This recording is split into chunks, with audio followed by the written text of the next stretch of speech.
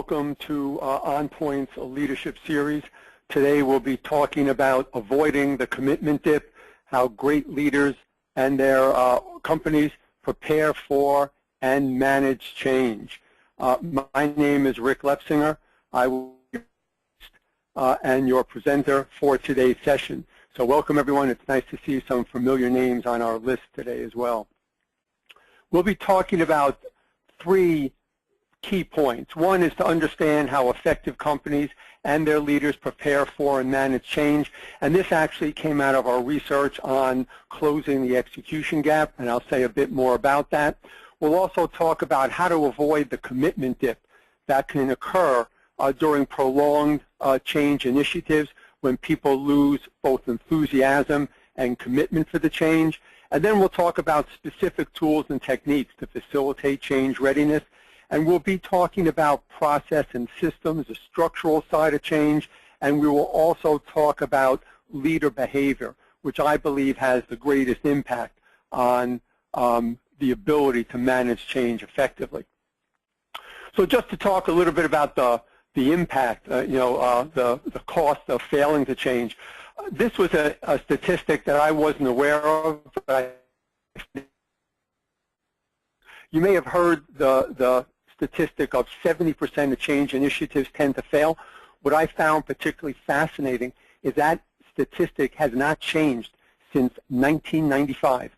John Carter identified it in his study. There was a McKinsey study in 2008, and then more recently the Blanchard companies in 2010. And they come up with the same number. We have not made much advancement since 1995 in the ability to successfully manage change. And you're aware of a number of those examples. Kodak, Blockbuster, BlackBerry, Nokia are all examples of organizations that fail to leverage change or respond quickly enough to change. And there are tangible and less tangible impacts. The lack of new business, loss of profit, high churn are clearly tangible impacts. But of course, there's always also low morale, less engagement, and high turnover. So we wanted to understand a little bit better, what does it take to effectively manage change? And this was really part of our research on closing the execution gap. One of the key factors that differentiated the companies that were most effective at translating strategy into business results consistently was the ability to manage change. As a matter of fact, it was a key differentiator of the most effective and least effective organizations.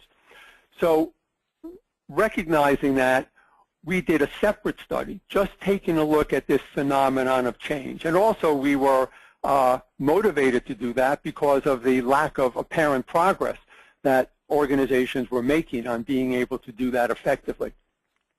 So we wanted to know three things. What does it take to introduce and manage change effectively? What do the top performing companies do well? And where do others fall short? And what are the behaviors, the systems, the actions that have the greatest impact on reducing employee resistance, making change easier? So again, we've spent a lot of time, and organizations have invested a lot of money in helping leaders and their manage change more effectively. Yet despite all that effort, despite all the change systems we put in place and all the change training we've done, leaders still get poor grades in this area. Only 46% of the 655 people we surveyed believe that change is managed effectively in their companies, and their companies have a good track record.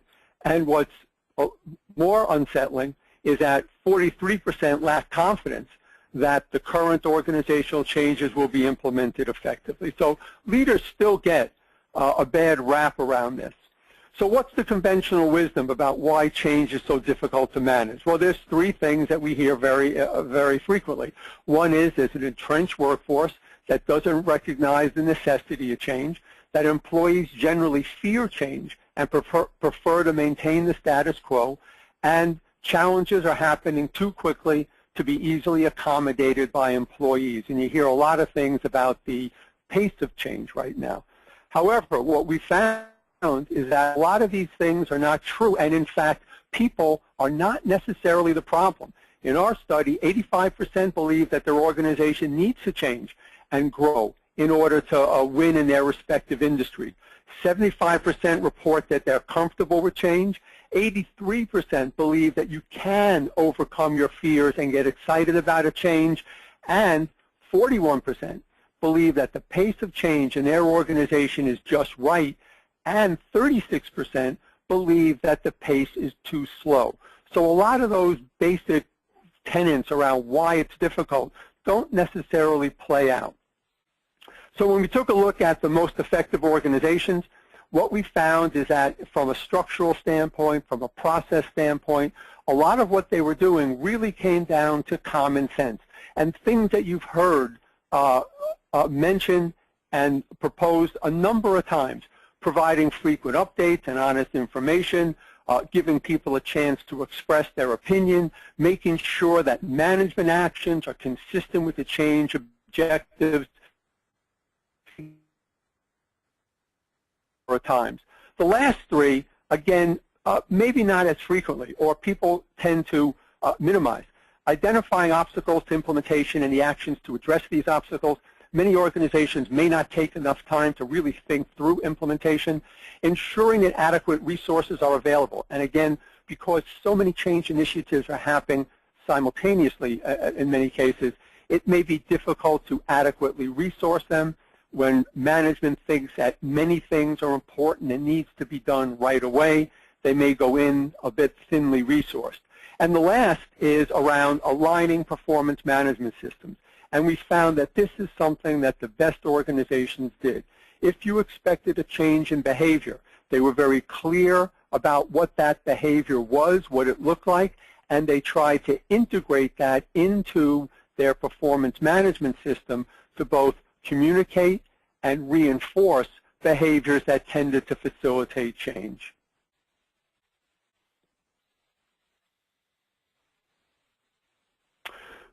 In our study, we also found that things tend to get worse before they get better. And this really isn't a new finding. This has been identified as a problem in a number of studies over the last few years. But what we did find, and what we found interesting, is that even in top-performing companies, this is not just about organizations that tend to fumble or don't implement effectively. But even in top-performing companies where the change may be managed very, very well, there is what we call a commitment dip. The key here, and what's really different, is that the top-performing companies recognize it sooner and take action to address it. So what are some of the things that these organizations do when they recognize it? One is that they make sure they prioritize change initiatives so people are clear about where to put their energy. They involve and align leaders at all levels right from the start. A lot of the talk is around making sure senior managers get involved. But the key, again, and a differentiator on the top-performing companies, is that they also make sure that middle managers are engaged and involved right from the beginning. Because senior leaders need to sign off, but middle managers tend to be the ones doing the work.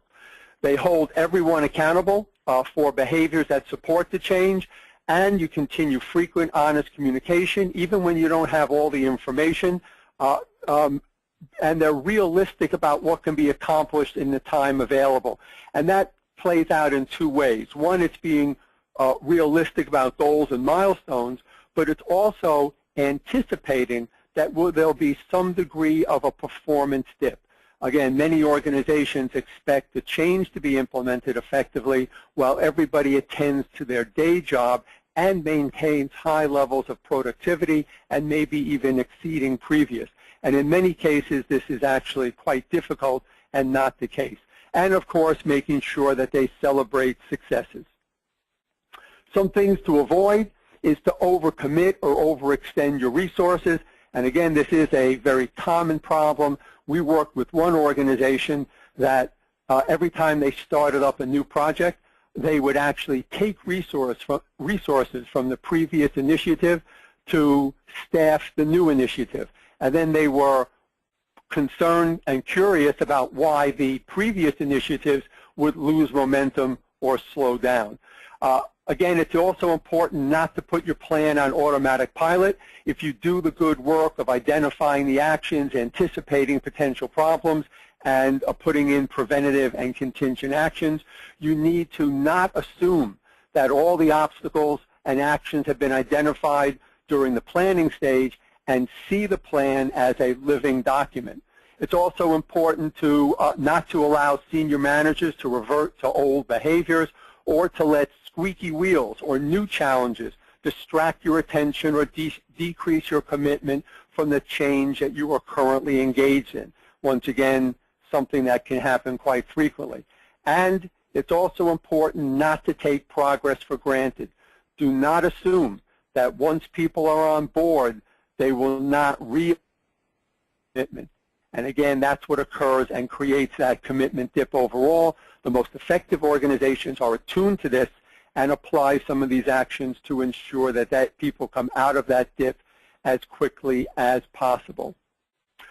So when we were looking for a model for leader behavior to understand the leader's role in managing change and what can leaders do to facilitate change and facilitate change readiness, we went to the world, the therapeutic world, and to see what addicts could teach us. Now, you might say this is a little bit changed to go to this world where we're looking at therapists and counselors who were involved in helping patients with addictions change behavior.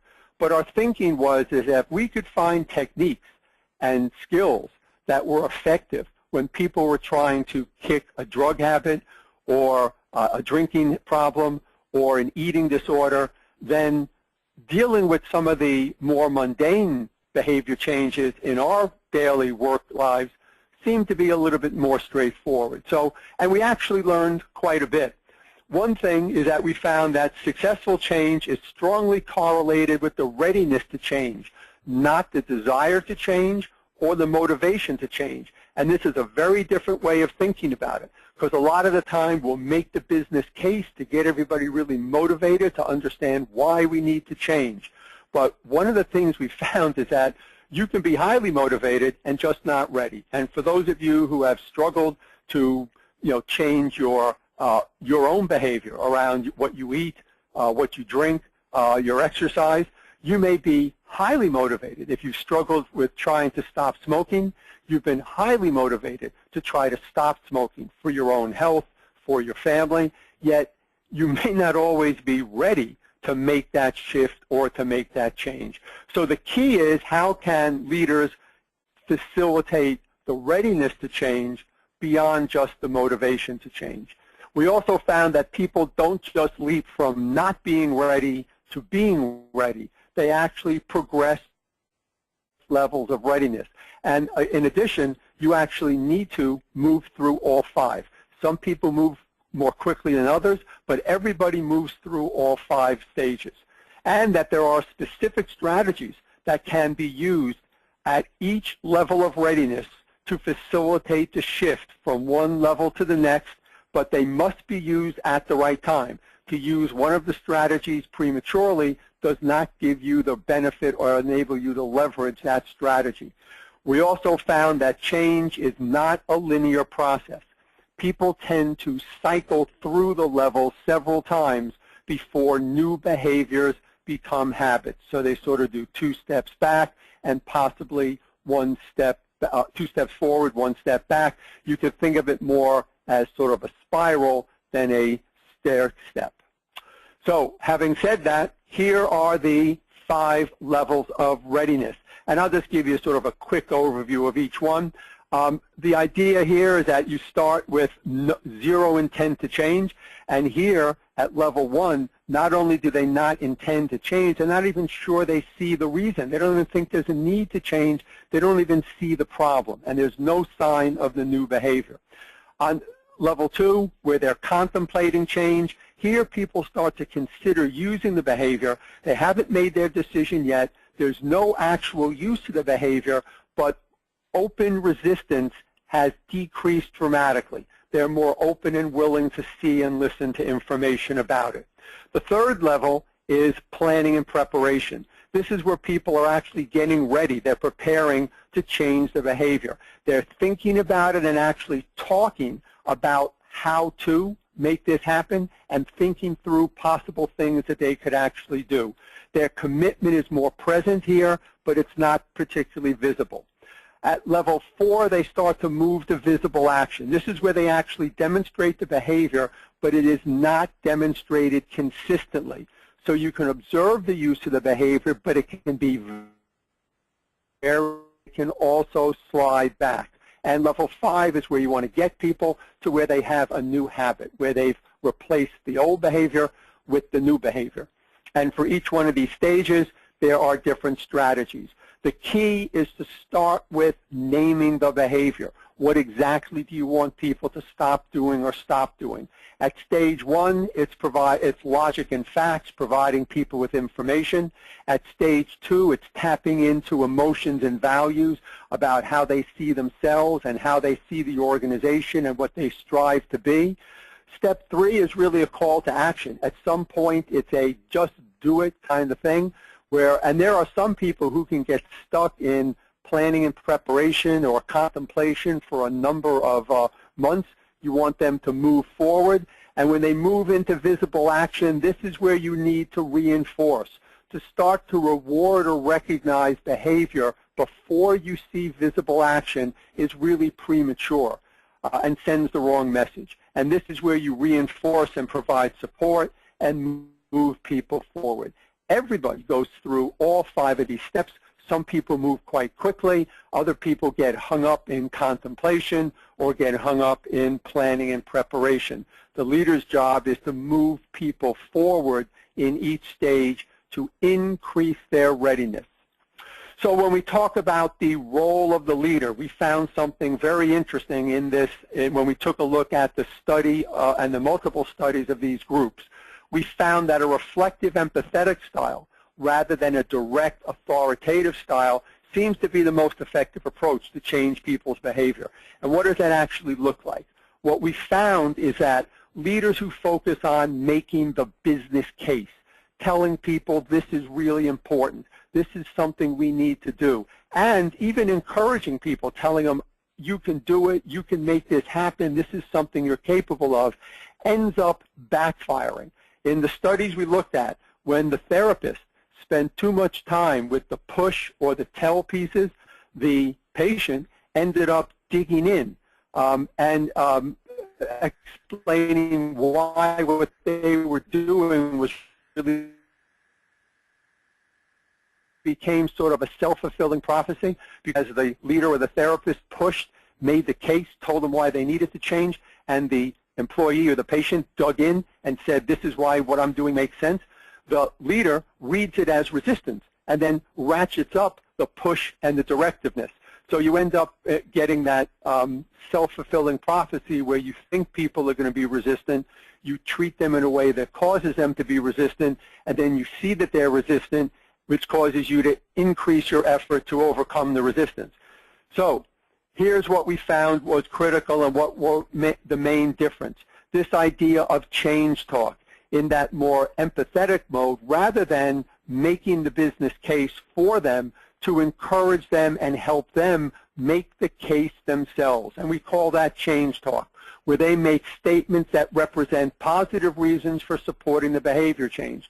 The more change talk, the more employees seriously and engaging in change talk helps you as the leader both assess and increase readiness. So you're doing 2 things simultaneously, gauging where they are so you can determine the appropriate strategy, and simultaneously increasing their readiness. And this should be reinforced whenever possible, this idea of change talk. So what are some of the tools that you have?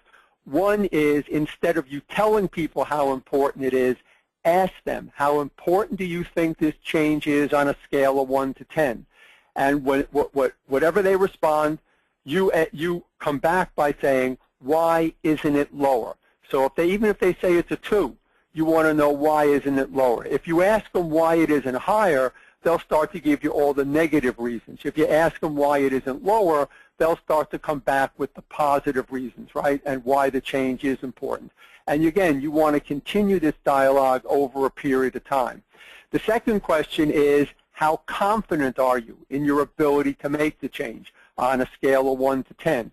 And once again, the number they come back with, you respond by asking them, why isn't it higher? Here, you want to know what their concerns are. You want to understand what they see as barriers and obstacles so you can identify the best way to approach it overall. A second tool is the pro-con analysis. And again, this is part of you would make this more conversational, but you're basically asking them to list the advantages of staying the same and the disadvantages of staying the same, the advantages of changing and the disadvantages of changing. And you're doing this along with the importance and the confidence questions. And as a result, how the pro-con analysis changes, throughout the different levels, the more reasons they have to make the change, and the more reasons there are to change, the further up along the change readiness scale they go. The idea here is that you also want to change talk. And the way you do that is part of, and you can think of it in many ways as a coaching interaction.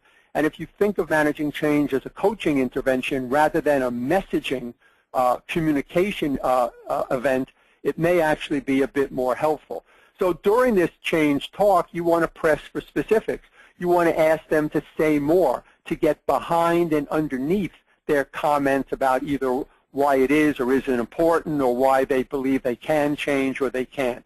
And you want to make sure you're reinforcing positive change statements.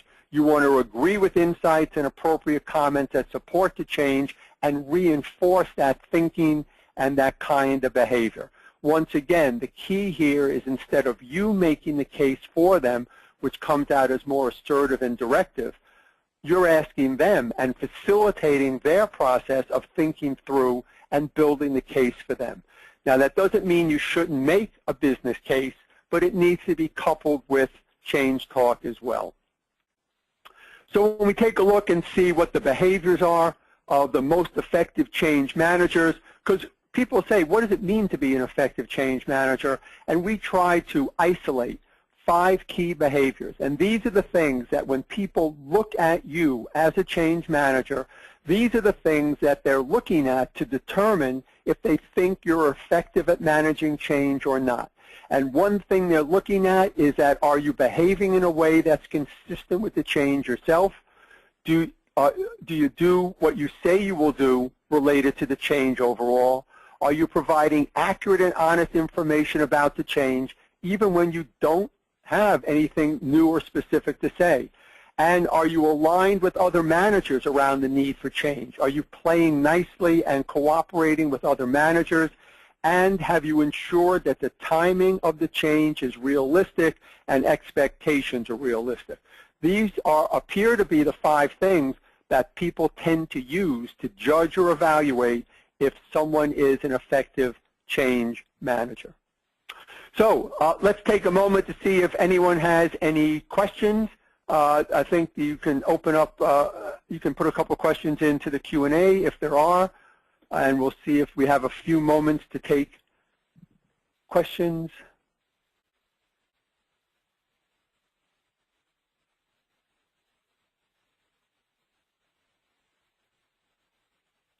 Okay. It doesn't look like there's any questions coming up. So everyone, thank you very much. I appreciate your time today, and hopefully you'll join us for our next session next month. And remember, Closing the Execution Gap, which talks a little bit more about managing change effectively, is also available at Amazon.com. Thank you, everyone, very much. Have a great day. Enjoy your week.